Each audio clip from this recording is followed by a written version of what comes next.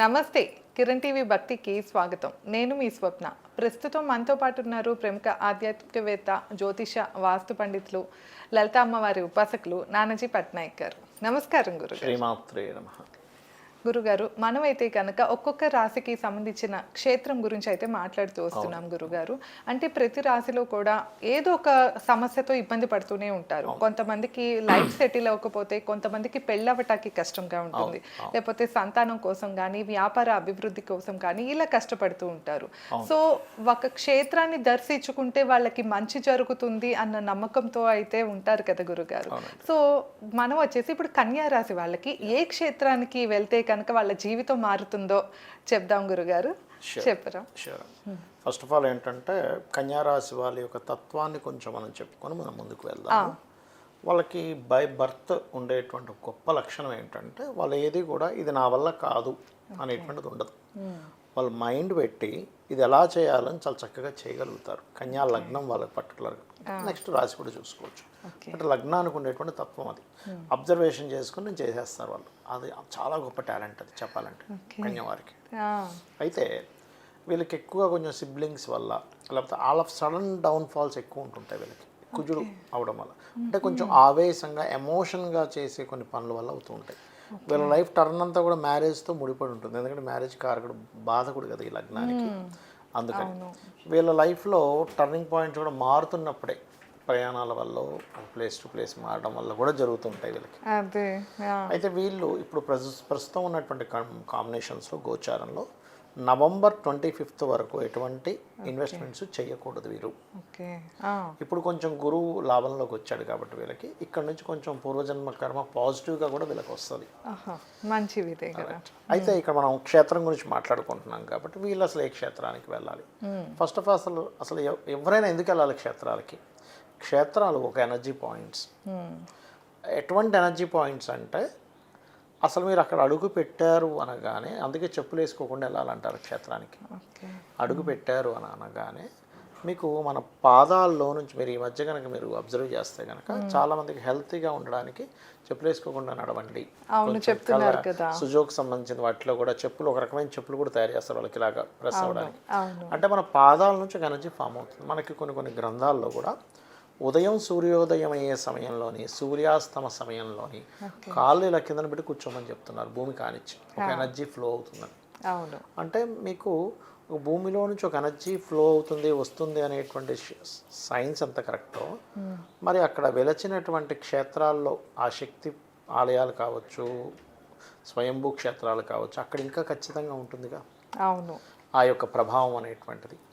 అయితే మనం అసలు యాక్చువల్గా ఎవరైనా అసలు ఎందుకు వెళ్ళాలి క్షేత్రాలకంటే, ఒకటి దేవుడిపై ఉండేటువంటి కృతజ్ఞతాభావం, రెండవది మనకి మంచిది ఫస్ట్ ఆఫ్ ఆల్ క్షేత్రానికి వెళ్ళడం వల్ల. మనం ఎలా అయితే ఒక స్నానం చేయగానే రిఫ్రెష్ అయిపోతాం, చిన్న ఆలయానికి వెళ్ళిన ఏదో ఎనర్జీ బాగుందని మనకు అంటి పెట్టుకున్నటువంటి ఒక నెగటివ్ ఎనర్జీ దూరంగా వెళ్ళిపోతుంది క్షేత్రాలకు వెళ్ళినప్పుడు.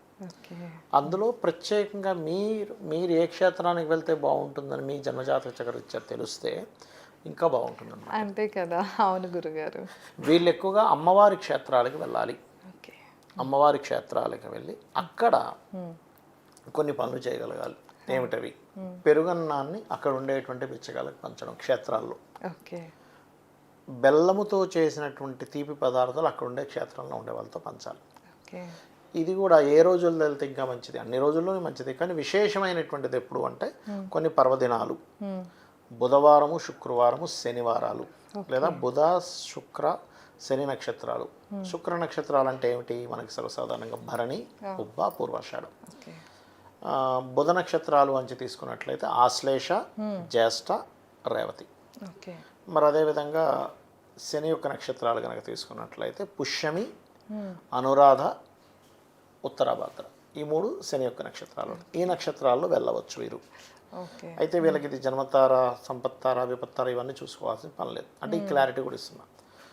క్షేత్ర దర్శనం మనం ఎప్పుడైతే చేసుకుంటామో, ముఖ్యంగా మనం ఒక పని చేసినప్పుడు ఒక బ్యాలెన్స్ అనేది మారుతూ ఉంటుంది. ఎలా అంటే మనిషి వీక్గా ఉన్నాడు అనుకోండి, ఈనో తాగండి, లేకపోతే ఒక గ్లూకోజ్ తాగించండి అంటాం, లేకపోతే గ్లూకోజ్ ఎక్కిస్తారు, వీక్నెస్ పోతుంది. ఎక్కడ అంటే ఒక ఎనర్జీ మనలోకి ట్రాన్స్ఫర్ అయింది. అంతే. ఎనర్జీగా ఉండే ఒకది గ్లూకోజ్ రూపంలో మనలోకి ట్రాన్స్ఫర్ అయినప్పుడు మనిషి ఎలా ఎనర్జైజ్ అవుతాడో, మన కర్మలు 6th హౌస్లో 10th హౌస్లో కర్మలు ఉంటాయి, మన కర్మలనే దాగి ఉంటాయి. ఆ కర్మ బట్టే మనం పనులు చేస్తూ ఉంటాం. లైఫ్లో రకరకాల అప్ అండ్ డౌన్స్ కానీ మంచి చెడులు కానీ చూస్తూ ఉంటాం. అలాగా ఆ 6th హౌస్లో ఉండే బ్యాడ్ కర్మ ఏదైతే ఉందో ఒక క్షేత్రానికి వెళ్ళి అక్కడ ఒక మంత్ర సాధన చేయడం, అమ్మవారి క్షేత్రాలకు వెళ్ళి కాళికాదేవి యొక్క లేదా వెంకటేశ్వర స్వామి యొక్క లేకపోతే మూల మంత్రం ఏదైనా వారాహి మంత్రం కానీ కాళీ మంత్రం కానీ కాలభైరవ మంత్రం కానీ లేకపోతే కాలరాత్రి మంత్రం కానీ ఎవరైతే స్మరిస్తారో ఈ కన్యవారు వాళ్ళ లైఫ్లో 100% అక్కడి నుంచి చేంజ్ అనేది ప్రారంభమై తీరుతుంది ఖచ్చితంగా. ఓకే గురుగారు, తప్పకుండా. అయితే కన్యా రాశి వారికి అయితే కనుక అమ్మవారిని పట్టుకోవాలి. కన్యా లగ్నమైన కన్యా రాశి అయినా అక్కడికి వెళ్ళి లలిత చదువుకోండి, చక్కగా లలిత సహస్రనామాలు చేయండి. ఎందుకంటే మీకు బయటకి చూడడానికి నామాలు కానీ లోపల అంతర్గతంగా ఇది ఉంటుంది. చాలామందికి అంటే రకరకాల వాటికి రకరకాల ప్రయోగాలు అవి చేస్తుంటారు. అందరూ ఏమంటారు లలిత అంటే సౌమ్యమైనటువంటి దేవత కదా, ఈ బ్లాక్ మ్యాజిక్స్ ఇవన్నీ తగ్గుతాయా అని కూడా అడిగే వాళ్ళు ఉన్నారు. శాస్త్రంలో ఉన్నటువంటిది ఏంటంటే రోజు లలిత చదువుకున్న వ్యక్తికి వాళ్ళ మీద ఏదైనా ప్రయోగం జరిగిందనుకోండి, శ్రీచక్రంలో ప్రత్యంగిర అమ్మవారు ఉంటుంది. ప్రత్యంగిర అమ్మవారు వచ్చి ఆ ప్రయోగం చేసిన వాడిని హతమాలుస్తుందట. ఓకే, అంత పవర్ ఉంటుంది. అమ్మవార్లు అందరూ ఆవిడ దగ్గరే ఉన్నారుగా. శ్యామలాదేవి ఉంది, దండనాయక వారాహి అమ్మవారు ఉంది, వాళ్ళిద్దరు పక్కపక్కన ఉన్నారుగా. గురుగారు, ఒక మంత్రం ఏమైనా తెలియజేస్తారా వీళ్ళ జీవితంలో? అంటే ఏమైనా కష్టాలు పడుతున్నారు అంటే ఏదైనా ఒక మంత్రం అక్కడికి వెళ్ళి కాకపోయినా ఇంట్లో ఆయన చేసుకోవచ్చు అంటారా? ఓం నమో వెంకటేశాయ, శ్రీమాత్రే నమః, మీరు రెండు చేసుకోవచ్చు.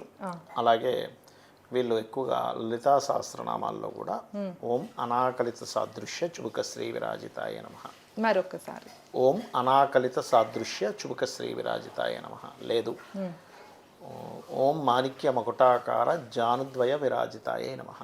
ఓకే, మరొకసారి ఓం మాణిక్య మకుటాకార జానుద్వయ విరాజితాయ నమః అనే మంత్రం చేయొచ్చు. వీరు ఎంతసేపు చేయాలి? ఎప్పుడైనా ఒకటే గుర్తుపెట్టుకోండి, ఏ మంత్రాన్నైనా 48 నిమిషాలు చేయాలి. 48 మినిట్స్కి ఒక లెక్క ఉంది, ముహూర్త కాలము అంటారు దాన్ని. మనకి రోజుకు 30 ముహూర్తాలు ఉంటాయి. 30 × 48 = 24 గంటలు. అందుకని ముహూర్త కాలం చేయడం అనేటువంటిది మంచి ఫలితం ఇస్తుంది. తప్పకుండా గురుగారు.